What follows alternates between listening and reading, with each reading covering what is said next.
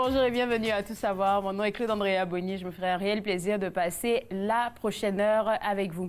Vous savez que je suis très authentique à vous partager mes expériences personnelles. J'ai eu du mal à dormir cette nuit. Je ne sais pour quelle raison. Alors, si vous vous retrouvez dans le même cas que moi, je vais vous dire tout simplement, tenez bon, cette nuit sera la bonne. On va faire un beau dodo. Et aujourd'hui, aujourd'hui à notre émission, on va parler spiritualité avec Jonathan Roy. On va aussi parler de reprogrammation de notre cerveau avec notre coach Mel. Et tout de suite, pour commencer, on parle littérature avec Véronique Sylvain des éditions David. Ça fait... on a commencé en septembre, Tout savoir. Oui. Je pense que je t'ai jamais reçu. Tu m'as envoyé que des auteurs. Oui, c'est ça. C'était des auteurs et autrices qui étaient de passage dans la région ou qui étaient dans la région. Puis, ben justement, c'est ça. On n'avait plus vraiment d'invités, donc je suis de retour. Mais je vais quand même parler des livres de nos auteurs. Définitivement, tu as 6 livres que tu veux nous présenter aujourd'hui, vite fait. Et les premiers sont ceux de Mireille Messier. Oui. Elle est tellement adorable comme femme. C'est une autrice jeunesse extraordinaire qui est originaire d'Ottawa, mais qui habite Toronto depuis plusieurs années. Je vais vous parler de 4 premiers livres. Les 4 font partie d'une nouvelle collection de petits romans qu'on vient de lancer aux éditions David. Et la collection s'intitule Pigeon voyageur. Pourquoi? Pigeon voyageur, au fond, ça va amener les lecteurs et lectrices dans différents lieux au Canada francophone. Donc, avec Mireille Messier, le premier livre qu'on a lancé, c'est une Twiga à Ottawa. Donc, ça se passe à Ottawa. On voit le Parlement et tout ça.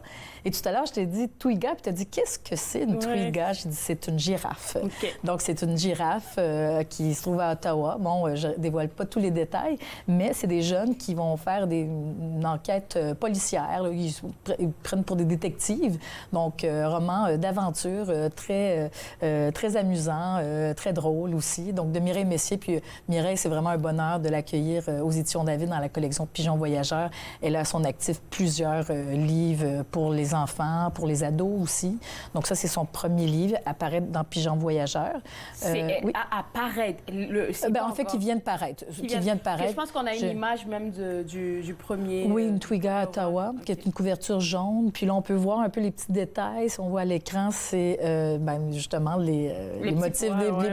Les motifs, oui, justement, d'une girafe.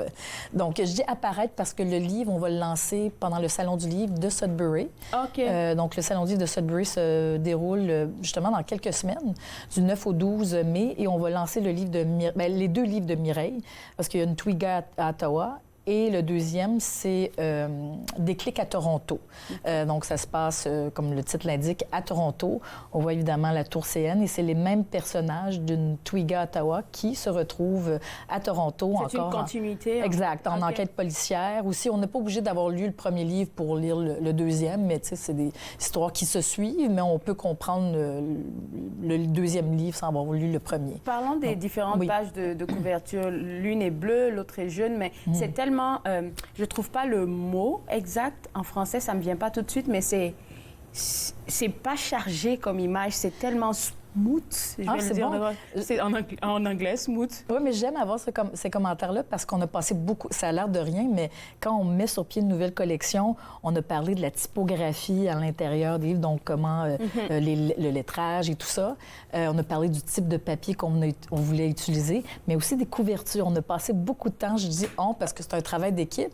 C'est la couverture qui attire en plus. Oui, beaucoup. Ouais. On a une graphiste formidable qui s'appelle Anne-Marie Lemay-Frenette, qui est basée à Québec et justement qui a pu faire les couvertures pour une nouvelle collection.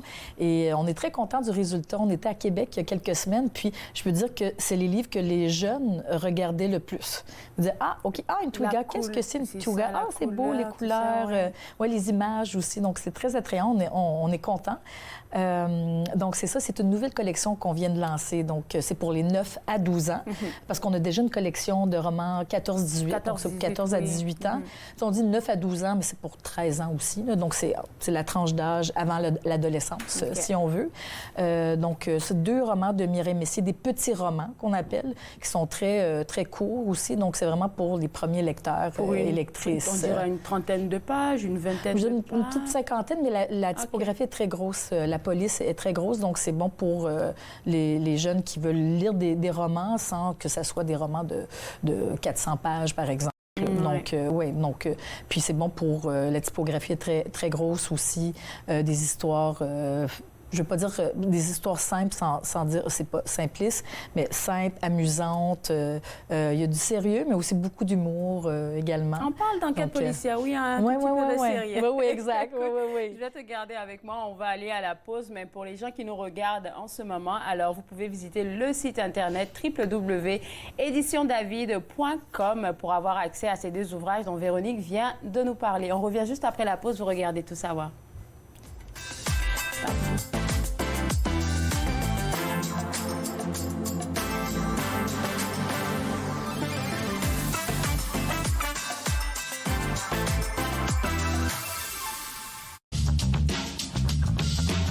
Cette émission est présentée par Télé-Élan. Vous êtes enfin aux commandes. Pour en savoir plus, visitez Rogers.com.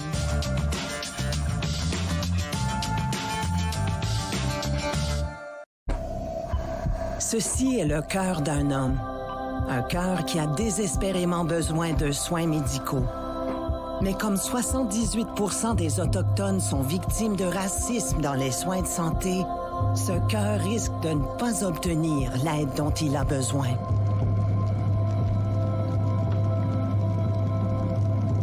Devenez un allié. Élevez-vous au-dessus du racisme dans les soins de santé. Je l'ai fait. J'en ai besoin.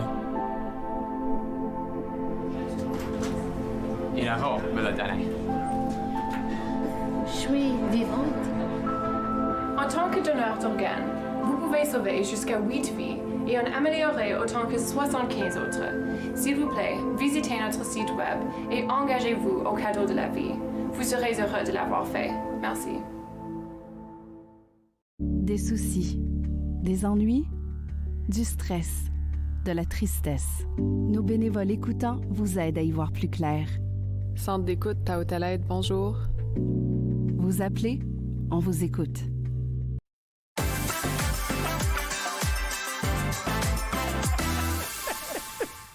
De retour à Tout savoir, on est toujours en train de parler littérature avec mon invitée Véronique Sylvain des Éditions David et elle nous parle d'une nouvelle collection pour jeunes de 9 à 12 ans, la collection Pigeons Voyageurs. Et avant la pause, tu nous as parlé de 2 ouvrages de Mireille Messier à paraître très bientôt. Et le troisième dont tu veux nous parler, c'est Pigeons de fortune de Daniel Marchidon. Oui, Daniel Marchidon, qui est un auteur franco-ontarien de la région de la Huronie, donc à La Fontaine. Donc, c'est vraiment au centre de l'Ontario. Et Daniel a publié des romans pour adultes, des romans pour enfants, pour adolescents. Et ce livre, bien, justement, il a écrit le livre une fois qu'on a communiqué avec nos auteurs pour dire on va lancer une nouvelle collection Pigeons Voyageurs. Et Daniel, justement, son livre nous transporte un peu partout en Ontario. Et donc, c'est des jeunes qui sont en Huronie et donc qui ont un message à faire transmettre à un membre de la famille. Donc, il y a des pigeons qui se promènent, qui voyagent pour transmettre un message, lequel, je ne vais pas le dévoiler, mais c'était justement pour confirmer que une personne dans la vie d'un des jeunes est disparu, a arrêté de se parler. Ils ont arrêté de se parler, puis si les pigeons se rendaient à destination, mais ça voudrait dire qu'ils renouvellaient. Renouer, OK. Wow, OK. Moi, c'est le café, il n'a pas encore passé, là. L'amitié, la relation. Donc, encore avec Daniel Marchildon, des histoires très amusantes, un petit peu de sérieux, une petite morale, mais sans être moralisateur. Donc, très amusant. Puis, voilà. Donc, à paraître aussi, qu'on va lancer à Sudbury dans quelques semaines lors du Salon du livre de Sudbury. Et donc, le dernier livre aussi de la collection Pigeons Voyageurs, Il me semble qu'on a vu celui de Pigeons de fortune de Daniel Marchidon passer. Il me semble qu'on c'est une couverture avec des pigeons, justement, et avec un fond mauve. Et là, ensuite, on a La mystérieuse rencontre sur la grève de Claudine Paquette. Ça se passe dans la Côte-Nord. Et justement, comme le titre l'indique, on a une mystérieuse rencontre. Dans ce cas-ci, c'est un homme, une personne âgée, un jeune qui va rencontrer un monsieur qui a un passé mystérieux, comme on veut, puis ils vont apprendre à se connaître. Donc, voilà, on le voit sur la couverture, il y a un chien, un homme. Cet homme a un chien, oui. Sincèrement. Ils sont belles, hein? Vraiment, on est très contents. Vraiment très contents. Donc, encore une belle histoire de Claudine Paquette, qui est de Québec et qui a publié dans plusieurs maisons d'édition pour jeunes dans le passé. Donc, voilà, ça, c'est rapide. Donc, on a 4 ouvrages à paraître dans la collection Pigeon Voyageur. On a une girafe à Ottawa, enfin... Une twiga à Ottawa. Oui. Déclic à Toronto de Mireille Messier. Donc, ces 2 ouvrages sont de Mireille Messier. Pigeon de fortune, Daniel Marchidon. Et Mystérieuse rencontre sous la grève de Claudine Paquette apparaître. Oui. Mais quand est-ce que... Je sais que ça... Mais ils sont déjà en librairie, mais quand je dis apparaître, c'est qu'on n'a pas fait le lancement officiel. Okay, donc, parfait. On va faire ça à Sudbury. Mais on peut les avoir sur le site Internet. Oui, sur le site Internet ou à la librairie du Soleil, le Coin du Livre, dans la région. Il y a un autre livre dont j'aimerais te parler qui ne fait pas partie de la collection Pigeon Voyageur, qui a déjà été lancé. Puis je pense que tu as déjà reçu l'autrice La ici, Voix du Slam, Claudia Lahaye. Il me semble aussi. Oui, qui vient de Québec, qui est travailleuse sociale, qui vient d'écrire son premier roman. Et on est très contents parce que Les Voix du Slam, bon, comme le titre l'indique, ça porte sur le slam. Ce sont 3 jeunes d'un peu partout au monde. Donc, on a New York, on en a un à Paris, on en a un aussi à... Mon Dieu, l'autre lieu m'échappe, mais... Ça va revenir. Ça va revenir, c'est le café, là, c'est le café qui... Puis, donc, c'est 3 jeunes, justement, qui vont se rencontrer lors d'une compétition à Paris autour du slam, donc des jeunes slameurs. Et ces 3 jeunes-là vivent des difficultés. Il y en a un qui est victime de racisme, l'autre veut faire son coming out, mais il n'y arrive pas parce qu'il est dans une famille un peu très traditionnelle. Et donc, il y en a une autre, Justine, qui s'appelle. Elle souffre de bipolarité. Donc, tu sais, jeune, elle essaie de comprendre un peu ce qui se passe chez elle, dans sa tête. Des choses que les jeunes vivent. Oui, exactement. Puis, donc, ils se tournent vers le slam, justement, pour parler de leurs difficultés. Et ils vont se retrouver lors d'une compétition de slam à Paris. Donc, voilà. Mais je voulais parler de ce livre-là parce qu'il est finaliste au prix Champlain. Donc, le prix Champlain, c'est un prix pour la littérature franco-canadienne. Pour un premier ouvrage, t'es finaliste? Wow, ça doit faire plaisir, ça. Oui, vraiment. Finaliste dans la catégorie jeunesse. Et il y a aussi une catégorie adulte. Et la remise des prix se déroule justement demain à Moncton. Et j'ai la chance de pouvoir accompagner l'autrice ce soir. Donc, je pars ce soir pour Moncton, de retour mercredi. Donc, on va se croiser les doigts pour elle. Donc, oui, ça va faire quelque chose. Hein? T'imagines un auteur qui écrit... Et puis, je me dis tout le temps que quand les auteurs ils écrivent, ils se disent pas forcément c'est parce que je veux avoir un prix. C'est pas ça l'objectif premier. Bien, moi, je trouve que... D'ailleurs, tu m'as déjà rencontré à quelques reprises ici pour que je parle de mon livre. Mais quand j'écrivais, sur le coup, c'est un plaisir déjà d'écrire et de publier. Je trouve que c'est déjà une récompense d'être à la rencontre des lecteurs et lectrices. Et Claudia aussi, je sais que pour elle, la récompense, c'est de rencontrer les jeunes qui ont lu son roman. Elle va beaucoup dans les écoles, les salons du livre. Donc, gagner un prix, c'est du bonbon. C'est un plus. Vraiment... Donc, vraiment, on est très contents pour elle. On vous envoie de bonnes ondes. Je vous envoie de bonnes ondes pour demain et j'espère qu'elle va le remporter. Et si elle remporte, je pense qu'on pourrait faire une belle entrevue. Entrevue encore une fois. Alors, on va terminer avec le dernier ouvrage que tu veux nous proposer. Le plus petit poème au monde, c'est ça? Oui, on est très fiers de ce livre-là. On est fiers de tous nos livres, mais c'est un livre, justement, c'est une idée d'un collègue qui s'est rendu compte que le haïku, nous, on publie du haïku. C'est quoi le haïku? Pour les gens, juste un petit rappel pour nous. C'est un petit poème d'inspiration japonaise, donc sur 3 vers. Donc, nous, on publie des recueils depuis quelques années. Et on a une collection vraiment de niche. Donc, il se publie très peu de haïku en Amérique du Nord francophone. Et nous, on a vraiment une collection spécialisée là-dessus. Même, on était à Québec il y a quelques semaines, puis les gens étaient vraiment curieux, puis nous connaissaient par le haïku. Et on a décidé de, justement, ouvrir la porte aux écoles secondaires parce que le haïku, c'est aussi une porte d'entrée à la poésie. Et donc, on a décidé de mettre sur pied... Hélène Leclerc a écrit, justement, le contenu du livre. Elle a choisi des extraits de différents recueils qu'on a publiés. Et c'est vraiment pour parler de façon très accessible du haïku. Comment l'écrire, c'est quoi ses principales composantes, les thématiques qui sont abordées aussi. Et donc, voilà. Puis, quand on est allé à Québec, je dirais que c'est le livre qu'on a le plus vendu parce que je pense qu'il y avait vraiment un engouement pour le genre, mais aussi, tu sais, tant du côté des adultes que des jeunes, parce que le haïku, vu que c'est un très petit poème, les gens ont tendance à penser que c'est facile à écrire, mais pas du tout. Donc, c'est tout un art, justement. Vous avez combien d'auteurs francophones dans votre collection de haïku? De haïku? Bonne question, je dirais. Plus de 5? Ah oui, je dirais une quarantaine. Oui, Ben, ça veut de- dire que oui. c'est quelque chose qui intéresse beaucoup. Oui. Mais même, je dirais qu'on reçoit de plus en plus de manuscrits de haïkistes, comme on les appelle, des auteurs qui écrivent du haïku. On en reçoit un peu partout au Canada, du Québec, entre autres. Mais notre directeur de la collection haïku, Bertrand Naillet, habite dans la région de Saint-Boniface, au Manitoba. Donc, on commence à recevoir justement des auteurs et autrices du Manitoba. On a, comment ça s'appelle, Louise Dandenot qui vient de Saint-Boniface. On a un collectif de femmes franco-manitobaines qu'on a justement publié l'an dernier. Donc, il y a vraiment un engouement pour le genre. Puis nous, on est très fiers de publier du haïku aux Et je éditions pense que David. vous êtes... Je ne veux pas me tromper, mais j'ai l'impression que vous êtes les seuls à publier du haïku dans la région. Justement, c'est vraiment unique dans la région, oui, mais aussi au Canada francophone, puis en Amérique francophone. Puis je dirais qu'il y a même de l'intérêt en Europe aussi. Je pense que le genre est peut-être plus populaire en Europe. Donc, on a des collaborateurs européens. Le haïku, oui. C'est pas facile quand même. Moi, j'ai essayé de m'y adonner à quelques reprises, mais c'est pas tout à fait facile. Bien, toi, tu es quelqu'un qui écrit quand même, je pense, de la poésie, non? Oui, j'écris de la poésie. Et c'est toujours pas facile pour écrire du haïku. Parce qu'on est vraiment, comme dans la brièveté, l'instantané, le moment présent aussi. Mais l'écriture permet d'être dans le moment présent, mais le haïku encore plus. Et je sais qu'il y a des gens qui, les recueils qu'on a publiés, il y en a plusieurs qui comportent des photos, des images.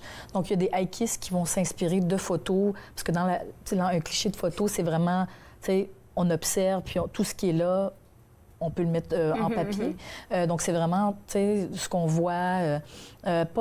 Ça suscite des émotions, mais il ne faut pas mettre trop d'émotions là-dessus sur papier. En tout cas, il faudrait que peut-être que je te prête le livre pour que tu...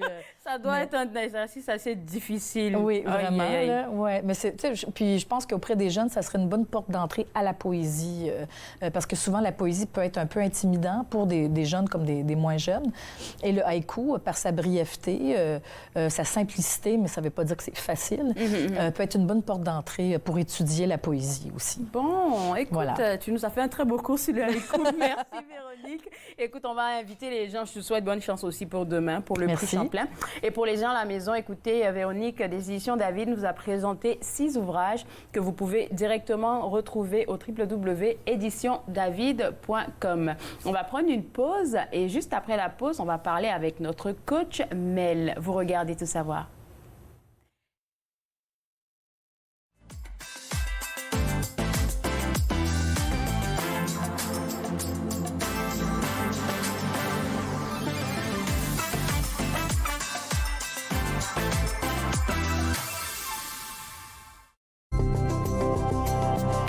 Il est question de partage et d'entraide, d'action et d'appartenance, de profiter pleinement de la vie et de rire aux éclats. Nous sommes l'Arche Canada. Nous admirons et partageons tout ce que les gens ont à offrir. Découvrez qui nous sommes dès aujourd'hui. Mettons que ma jeunesse n'était pas sans drogue. Je dis quoi, mon ado? J'aimerais qu'il vive sa jeunesse sans avoir peur de me parler de drogue. C'est possible? Choisir de vivre sa jeunesse sans aucune drogue, est-ce que c'est utopique? Des questions au sujet des jeunes et de la drogue. Jeunesse sans drogue Canada.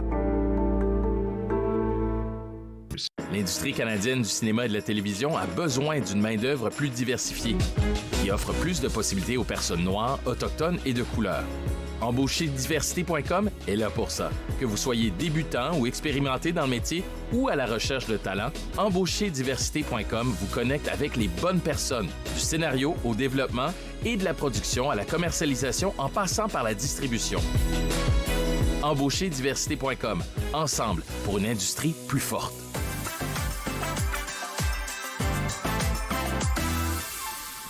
En tout cas, de retour à Tout savoir, comme je l'ai mentionné en début d'émission, ça a été difficile pour moi de faire dodo cette nuit. Je ne sais pour quelle raison. Et bizarrement, avec notre coach Mel, on a décidé de parler de reprogrammation. C'est sûr que ça n'a pas rapport, mais peut-être que ça pourra nous aider à nous préparer pour le dodo de ce soir.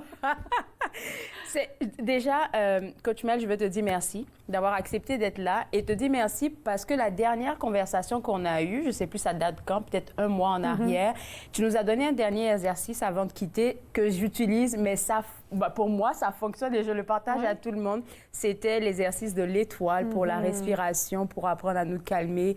Et c'est un cadeau, là. Oui. C'est un cadeau. C'est un cadeau. Peut-être que les gens vont se demander, mais Claude Andrea, tu pourrais nous montrer qu'est-ce que c'est? Oui. Alors, c'est pas moi qui le dis, c'est la coach qui me l'a appris.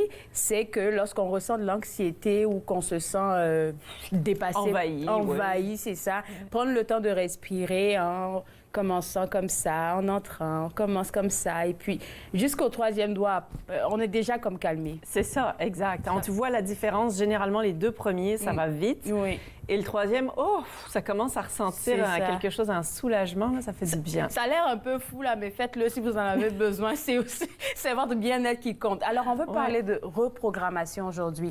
C'est quoi la reprogrammation? Bien, si on parle de reprogrammation, il faudrait parler de programmation. Très bien. Moi, je suis coach en programmation neurolinguistique. La programmation, puis on l'utilise dans plein de sortes de coaching, en hypnose aussi, c'est tous ces petits programmes qui ont été créés à l'intérieur de nous pour une bonne raison. Oui. Et qui, malheureusement, s'expriment pas de la meilleure façon. Par exemple, je procrastine dans la vie. Alors, tout le monde a son petit moment de procrastination.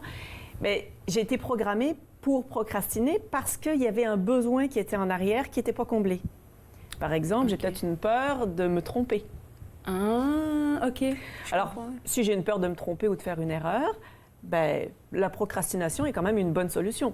Techniquement, si je fais rien, je risque pas de me tromper. OK. Donc, ça vient de quelque part. Ça vient de quelque part. Puis, c'est pas tant le quelque part qu'on va chercher, mais plutôt de c'est quoi le besoin qui n'est pas comblé.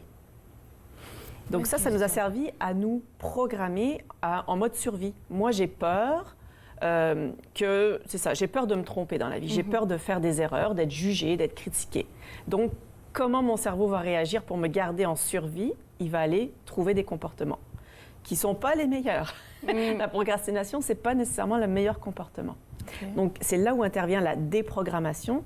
Comment on fait pour aller combler le besoin qu'on a ici? Par exemple, pas faire d'erreur, par un comportement qui va être positif, qui ne sera pas de la procrastination. Qui sera quoi alors? Qui sera quoi alors? Qui va être différent pour toi, qui va être différent pour moi, qui va être différent pour tout le monde. Mais c'est là où on va pouvoir aller chercher cette petite part créatrice à l'intérieur de nous, qui va pouvoir nous aider à dire, OK, moi j'ai besoin d'être quasiment assurée que je ne ferai pas d'erreur dans la vie. Il n'est pas réaliste quand même. Exactement. Comment je descends mon attente par rapport à ça? Puis techniquement, de quoi j'ai peur quand je fais une erreur? C'est ça. J'ai-tu peur d'être jugée? Et c'est là où on peut aller chercher la reprogrammation. OK. Si on veut prendre l'exemple de la procrastination, j'aime beaucoup les conversations avec nos coachs qui passent à l'émission parce que ça me permet moi-même de travailler.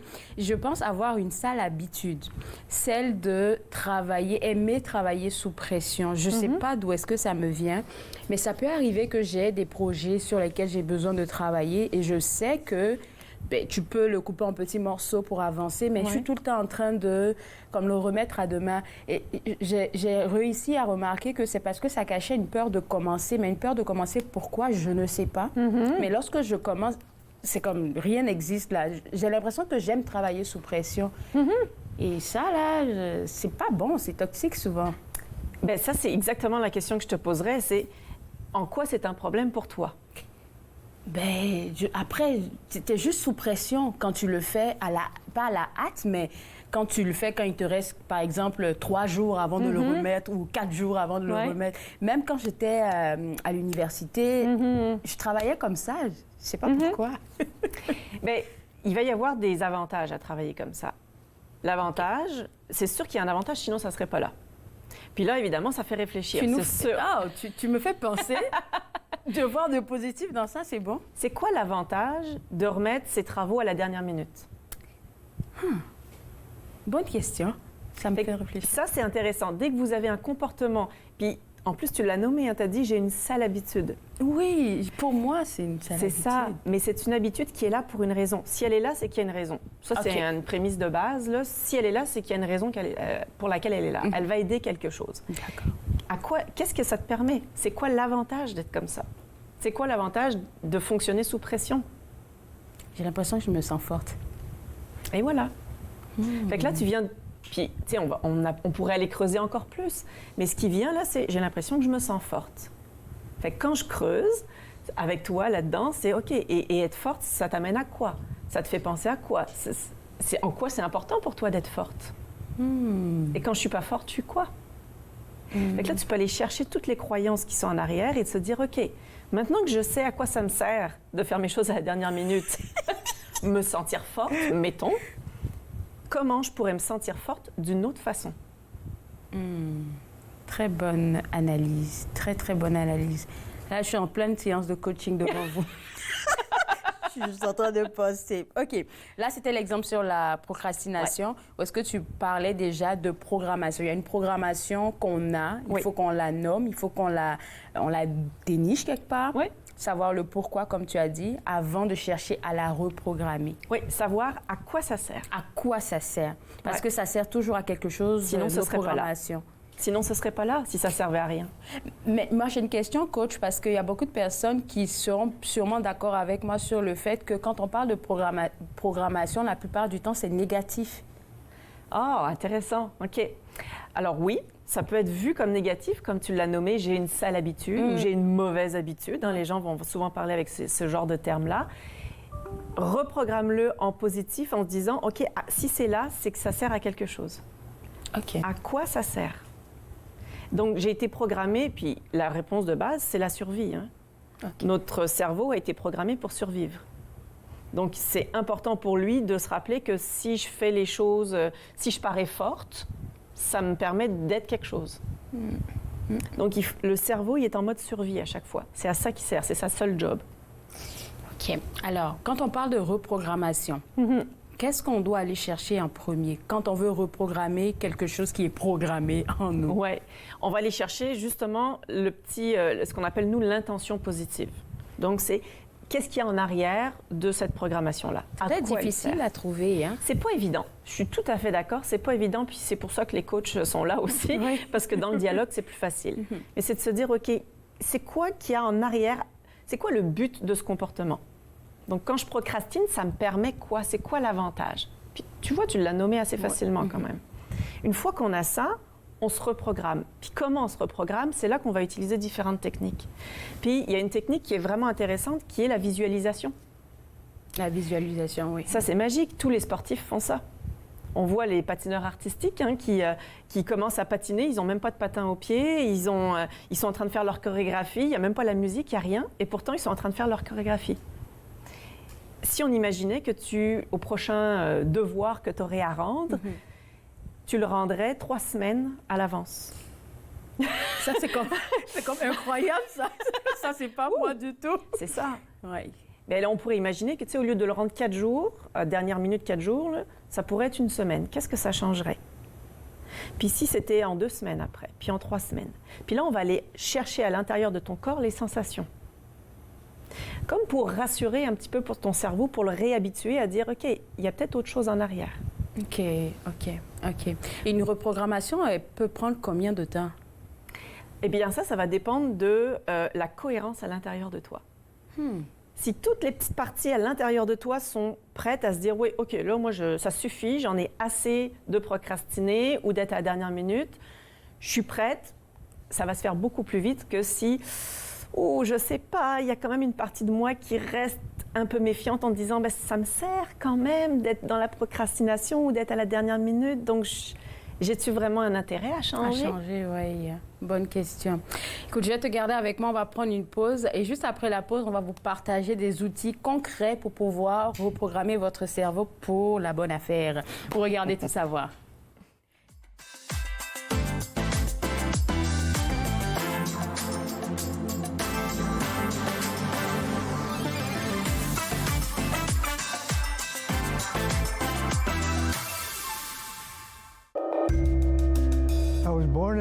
Je suis né sur le territoire de la Première Nation Musqueam et j'ai été élevé par ma mère qui me parlait Nkaminem.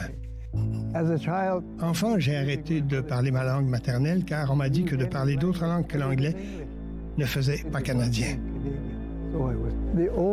Les aînés me sont apparus en rêve. Ils m'ont rappelé qui je suis et d'où je viens. Je me suis alors réveillé. Mes racines sont solides et je ne suis plus un locuteur silencieux. Ma langue révèle mes origines, me définit et me guide pour montrer et expliquer notre culture et nos traditions. C'est un cadeau pour les gens d'aujourd'hui et la génération à venir. Ce qui était perdu est retrouvé. Ce qui était endormi est réveillé. Mon sang est ici et je suis complet. J'ai renoué avec mes origines. Puis, c'était le fun?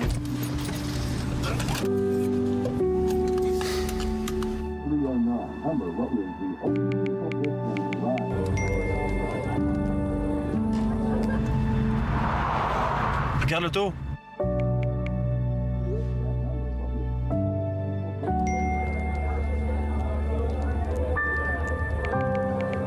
C'est pas celle-là dont tu me parlais l'autre fois?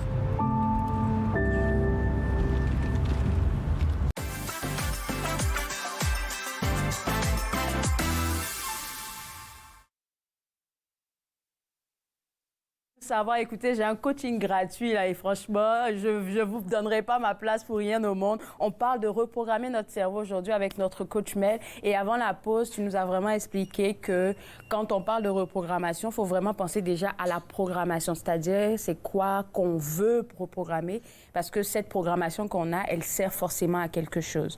Ensuite de ça, on a commencé à parler de la reprogrammation et pour la reprogrammation, tu mentionnais que c'était important de parler. C'est important d'utiliser les mots puis les bons mots.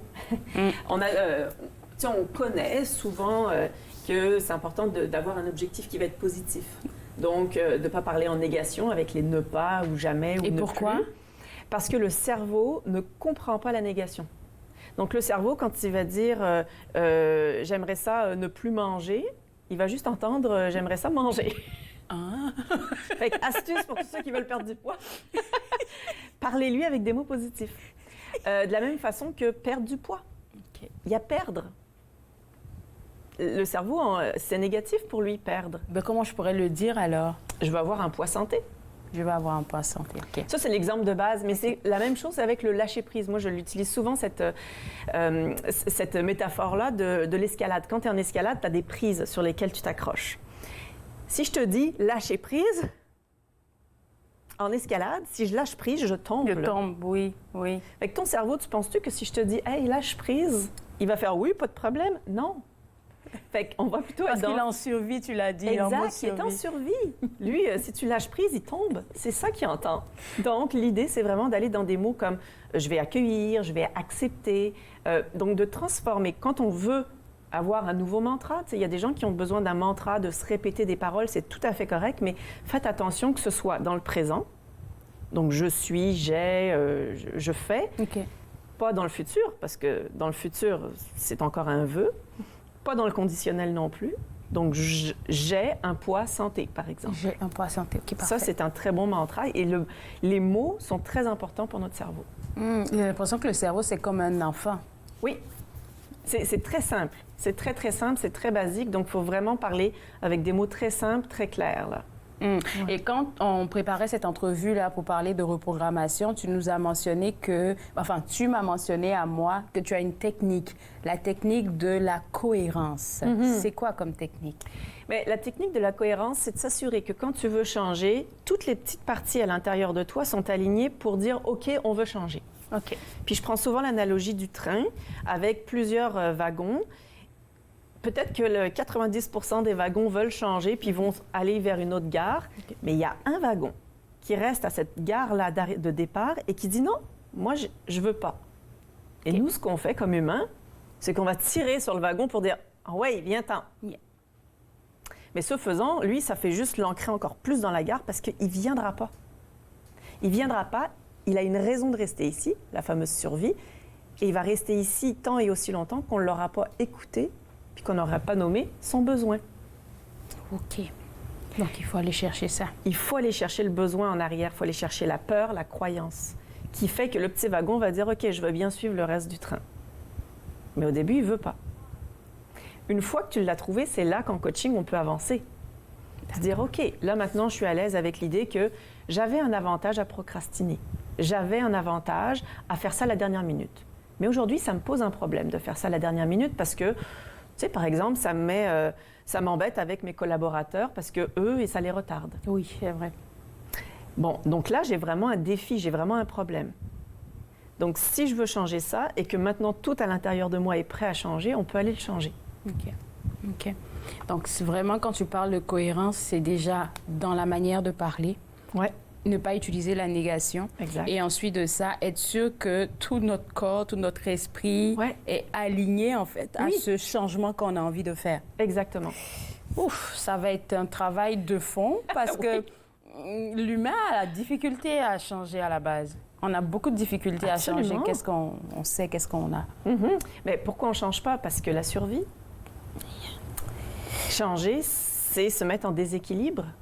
Tu sais, si je te demandais de croiser les bras, comme d'habitude, tu croises tes bras comme d'habitude, puis je te dirais, croise-les d'une autre façon. Sérieusement, ça prend beaucoup de temps avant d'essayer de trouver comprendre la bonne forme. Comment je peux... Oui. On peut pas. Fait que changer, c'est très difficile. C'est pour ça que de visualiser, tu sais, le cerveau, il fait pas la différence entre le réel et l'imaginaire. Donc, quand tu es en coaching, l'avantage, c'est que tu peux imaginer, tu peux visualiser, tu peux, j'ai envie de dire, pré-visualiser des situations qui vont préparer ton cerveau. Puis le cerveau, lui, quand ça arrivera à la vraie réalité, il fera pas la différence. Wow! Ce que tu dis est assez intéressant parce que je le remarque avec les personnes créatives. Elles sont beaucoup, ou les personnes artistiques qui font de l'art, elles sont vraiment dans la visualisation. Et ce week-end, j'avais une discussion avec un ami qui est artiste-musicien et qui me disait comme ça qu'il avait découvert qu'il y a certains musiciens qui voient, ils visualisent les notes musicales. Et lui, il était vraiment stupéfait par ça. J'ai dit, ah ouais, c'est intéressant. La visualisation est importante alors. Oui, puis la visualisation, ça peut être visuel, mais ça peut être aussi auditif. Donc, ça peut être se répéter des mots, se répéter des phrases, entendre les phrases que les gens vont dire. Quand je vais remettre mon rapport 1 semaine à l'avance au lieu de 3 jours à l'avance, qu'est-ce que les gens vont dire de moi? Qu'est-ce que moi, je vais me dire sur moi? Comment je vais me sentir? Comment les gens vont voir mon énergie? Et tout le chemin pour la reprogrammation, peu importe ce qu'on a envie de reprogrammer en nous, avec nous, ça peut prendre du temps. Et qu'est-ce que tu dirais à ces personnes-là qui essaient de reprogrammer quelque chose en eux et qui retombent toujours dans les mêmes travers? C'est qu'ils n'ont pas été chercher le petit wagon qui était attaché à la gare de départ, là, qui dit « Moi, j'ai peur, je ne veux pas y aller ». Il y a une raison pour laquelle il a peur, puis il faut aller chercher cette peur-là. Est-ce que tu aurais des exemples concrets de coaching sans vraiment nommer quelqu'un, ou est-ce que la personne a dû creuser pour trouver son problème en griffes pour arriver à se reprogrammer? Oui, il y avait une personne qui perdait tout le temps ses emplois. Elle perdait tout le temps ses emplois. Et elle dit, je comprends pas, je fais tout ce qu'il faut, les emplois me quittent. Ça, c'est pas... Alors, qu'est-ce qu'il y a en arrière? Qu'est-ce que tu as à gagner? Ça, c'est la phrase la plus challengeante, là. Mais c'est quoi l'avantage de perdre ses emplois? Il n'y en a pas vraiment. Absolument. Ça, c'est la première réponse que tout le monde va donner. Bien, il n'y en a pas. À l'intérieur de toi, ça permet quoi? Ben, ça permet des fois, puis là, je vais te donner plusieurs exemples, mais de ne pas me lasser d'un emploi. Parce que quand je me lasse, je deviens moins bonne. Ça me permet de ne pas créer des relations humaines profondes avec mes collègues parce que ça me fait peur, moi, les relations humaines. Il peut y avoir plein de choses en arrière. Mais tu as raison, la première chose que les gens vont répondre, c'est « ben non, il n'y a aucun avantage à perdre ses emplois tout le temps.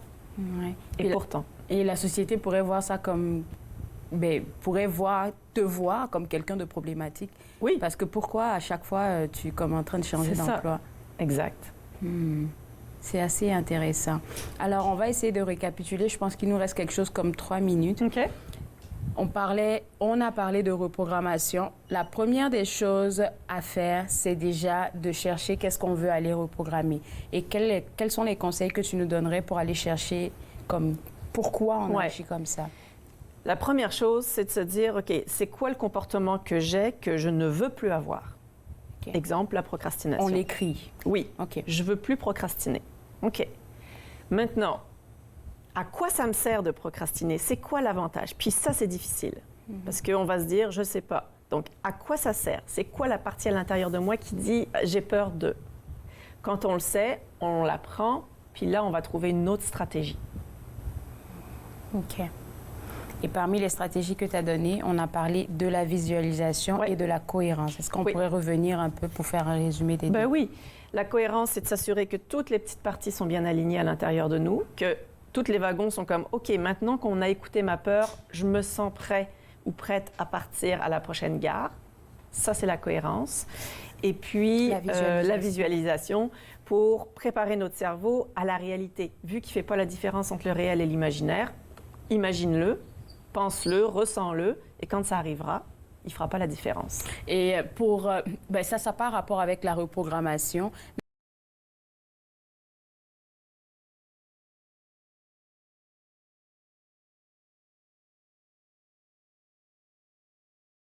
Modélisation. Il prend par modèle les autres. Donc, si tu vois quelqu'un a un comportement ou manque d'un comportement, par exemple quelqu'un qui manque de confiance, qui manque de créativité, etc., mais toi, tu peux l'incarner, ce comportement-là. Tu vas absorber ce qu'il est. Tu vas incarner, par exemple, la confiance et l'autre va faire « Oh, par effet miroir, il va te copier. » Mais ça peut être l'inverse aussi. Si moi, je manque de confiance, puis que je dis « Oh, Claude Andrea, elle a une bonne confiance, je vais aller observer. » Comment elle fait? C'est quoi sa recette? Je peux même aller te le demander, parce que des fois, tu ne le sais pas, mais je peux te le demander. Et c'est juste ça, comme ça que ça fonctionne. Exactement. Ouf! Écoute, aujourd'hui, là, c'était... une bonne grosse séance. Exactement, une bonne séance. Là, j'en ressors grandi. Écoute, pour les gens qui sont à la maison et qui ont besoin d'avoir un contact avec toi, pour avoir un suivi et tout ça, et il me semble que tu n'accompagnes pas juste... comme on le dit, une personne par personne. Oui. Tu encadres des groupes aussi? J'encadre des groupes et des personnes, des individus, les deux. Et qu'est-ce qu'il faut faire? Juste aller sur coachmel.ca, on se prend un petit rendez-vous, on en jase. Merci beaucoup. Écoute, des discussions tranquilles, posées et instructives comme ça, je pense qu'on en a besoin pour un lundi matin, oui, un lundi comme aujourd'hui. Et pour les autres à la maison, comme notre coach vient de le mentionner, très facile d'avoir un rapport avec elle, d'avoir un contact avec elle. Vous avez vu son site Internet passer tout à l'heure, www.coachmel.ca. On prend une pause et juste après, on parlera spiritualité avec notre chroniqueur Jonathan Roy. Vous regardez Tout savoir.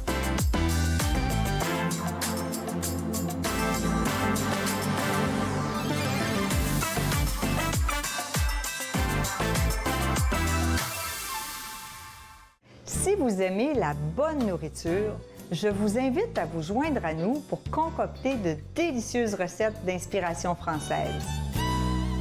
C'est bon cuisiner. Jeudi 13h sur TV Rogers. À la réalité de la parentalité, nous nous adressons à des parents, peu importe le portrait familial, en vous donnant des ressources et des conseils qui vont vous faciliter la tâche. La réalité de la parentalité. Dimanche 19h sur TV Rogers. Exposés, discours, conférences, c'est à Podium que vous les retrouverez. Je vais vous parler des défis puis des enjeux qu'on a, bien sûr, mais surtout des défis. Podium, dimanche 16h sur TV Rogers. Chaque semaine, Carl et moi vous emportons la pêche sur des plans d'eau différents aux environs de la capitale nationale. De l'Ochigan, brochet au saumon, l'action est toujours au rendez-vous. Pêche Évasion, samedi 12h30 sur TV Rogers. Avec TV Rogers, vous pouvez encourager votre équipe locale dans le confort de votre salon. Rendez-vous à la patinoire, au terrain de jeu ou au gymnase avec nous. Regardez et encouragez les athlètes amateurs de votre région sur TV Rogers.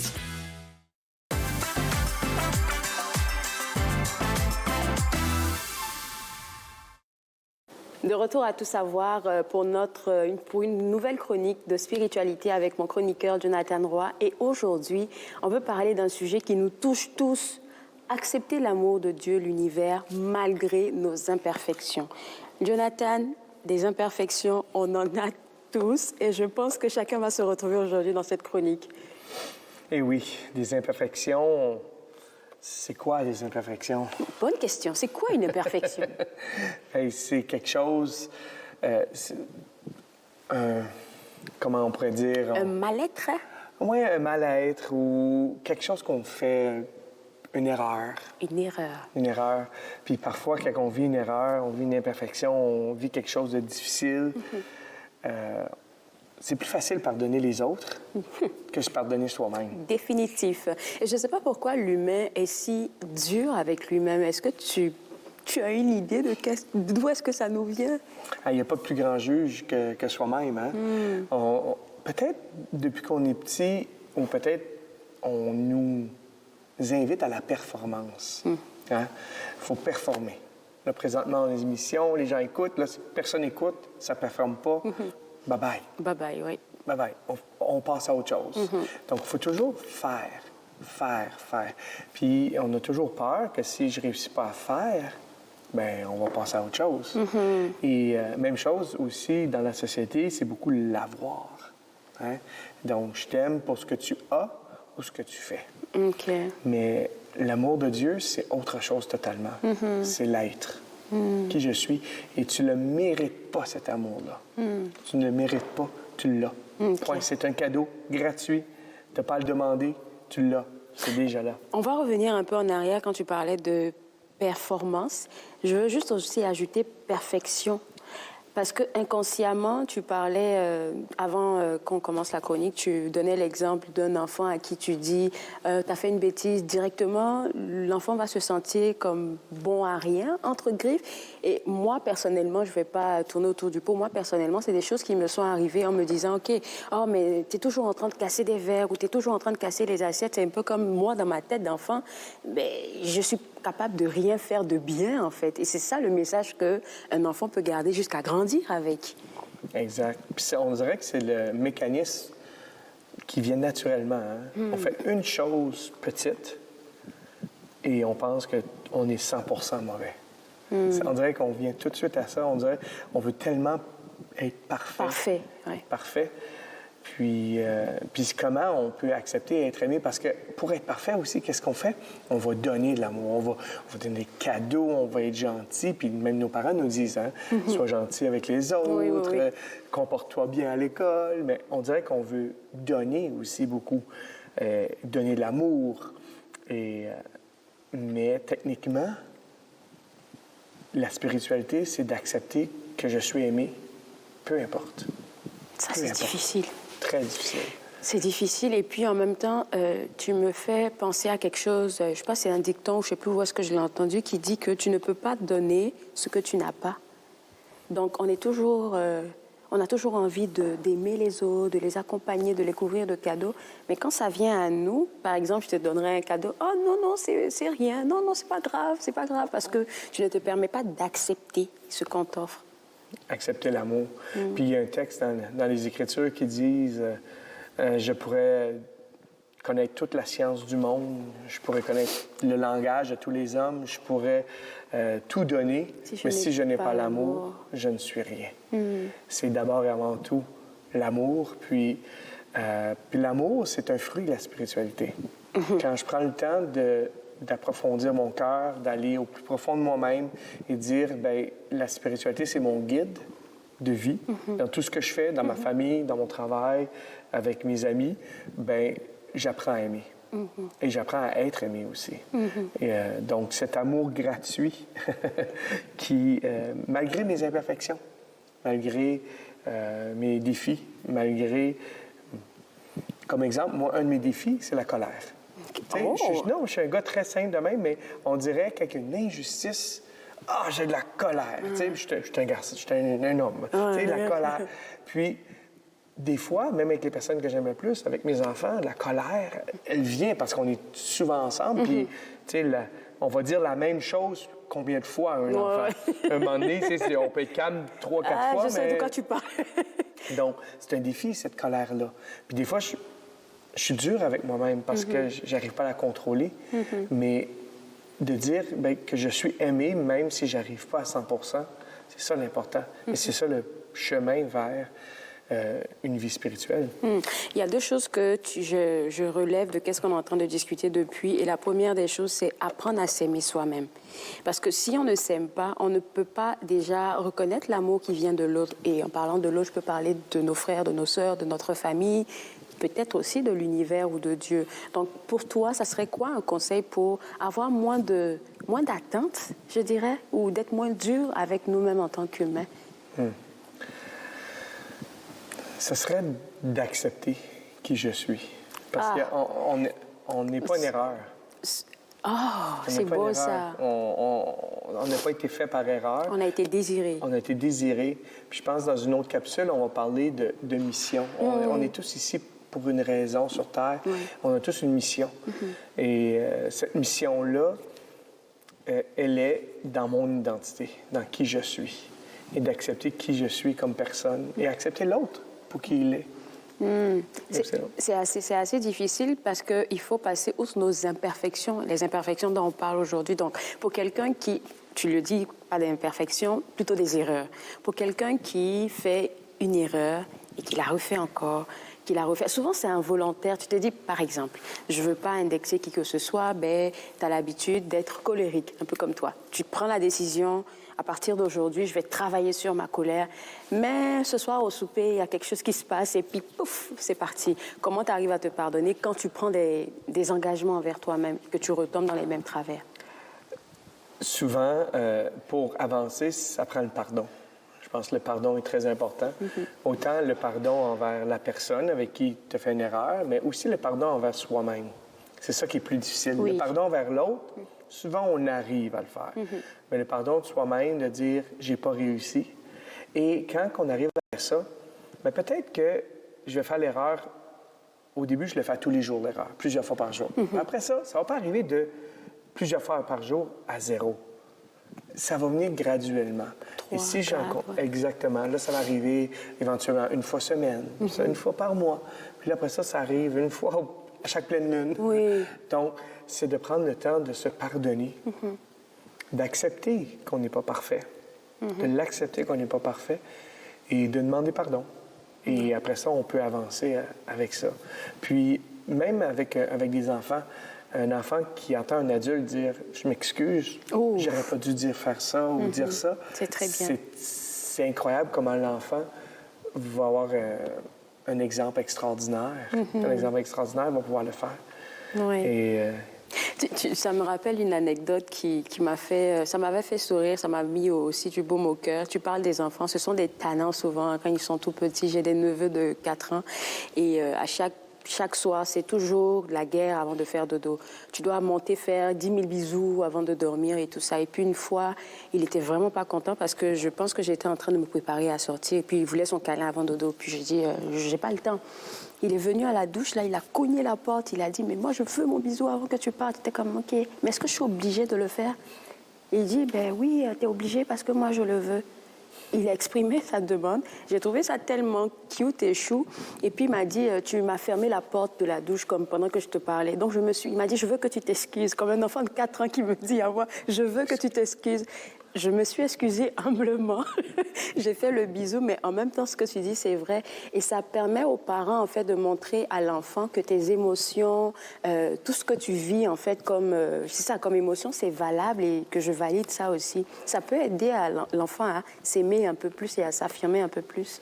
Exact. Les enfants, c'est les meilleurs enseignants. Je te jure. C'est les meilleurs enseignants parce qu'ils viennent sortir tout. Je te jure. Et un enfant est dans l'être. Oui. Il est dans l'être, oui. Il est dans la relation. Tout est être et relation. Oui. Eux, c'est pas le faire des choses. Si tu leur dis, OK, va faire ton lit ou viens jouer, qu'est-ce qu'il va choisir? Jouer. Exact. Oui. Si je te dis, je te donne 20 $ ou on passe la journée ensemble. On passe la journée ensemble. Ils vont passer la journée. Donc, ils sont dans la relation. Donc, en grandissant avec toute la société qui nous demande de faire des choses, de gagner des choses, de payer des choses. Donc, avec tout ça, on dirait qu'on change, mais les enfants nous ramènent à l'essentiel, qui est d'être. Et je pense d'accepter justement nos imperfections, d'accepter l'amour, c'est ça, c'est d'apprendre à être dans la relation. Alors, pour accepter, je pense que ça sera notre mot de fin, pour accepter l'amour de Dieu, l'amour de l'univers, et puis accepter aussi, comme tu l'as dit, qu'on n'est pas une erreur sur la terre. Qu'est-ce qu'on devrait faire? Se pardonner, tout simplement. Et apprendre à être. Et apprendre à être. Apprendre à être, c'est spiritualité du cœur, comme tu le dis tout le temps. Exactement. Tout vient de là. Ça ne vient pas de la tête, ça vient du cœur. Merci beaucoup, Jonathan. Et pour vous autres à la maison, là, c'est sûr qu'on a eu des petites anecdotes à partager avec vous, surtout pour les parents. Ça serait important de permettre à vos enfants d'être, de permettre à vos neveux, nièces, cousins d'être. Et sur ce, on se voit juste après la pause. Regardez Tout savoir.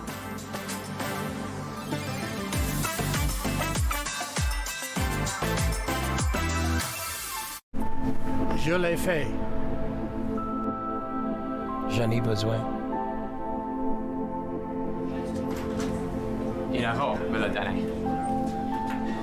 Je suis vivante. En tant que donneur d'organes, vous pouvez sauver jusqu'à 8 vies et en améliorer autant que 75 autres. S'il vous plaît, visitez notre site web et engagez-vous au cadeau de la vie. Vous serez heureux de l'avoir fait. Merci. Gros scoop, tout le monde. Bienvenue à l'émission Court-circuit. Je m'appelle Céleste Lévy. Court-circuit, mercredi 20h sur TV Rogers.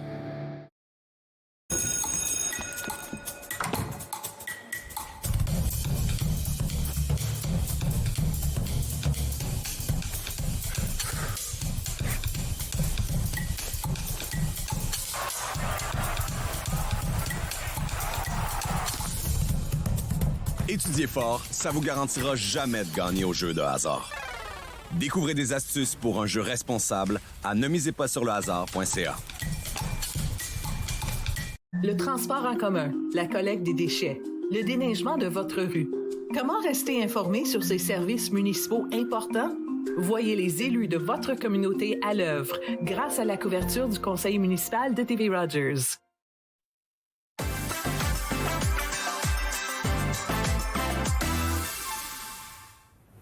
De retour à Tout savoir. Écoutez, il va bientôt commencer à faire beau. C'est le moment où est-ce qu'on pourra prendre le temps de s'asseoir sur nos petites terrasses et même aller dans des restaurants qui ont des terrasses pour passer du bon temps.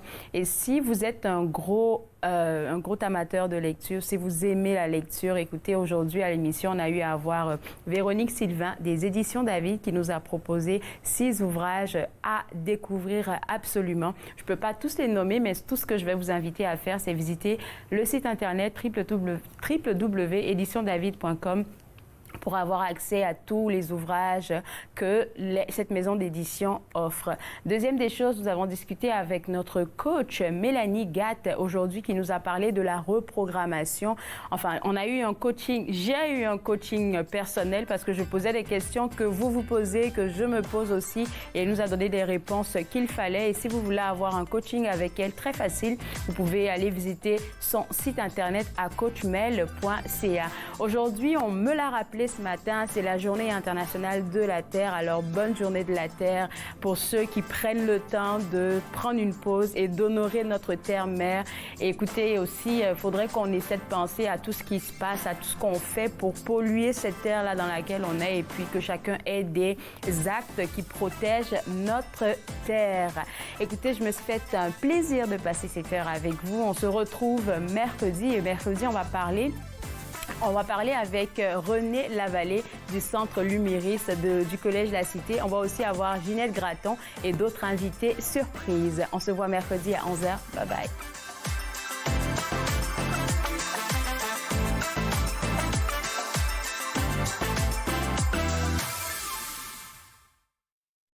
Échangez avec nous en visitant notre site Internet ou par courriel aux commentaires à rci.rogers.com.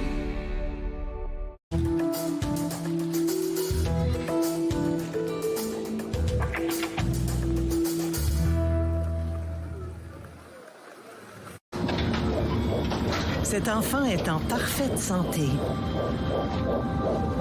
Ce qui est malsain, ce sont les signalements des naissances. Une pratique raciste qui pourrait empêcher cette mère autochtone de rentrer chez elle avec son nouveau-né.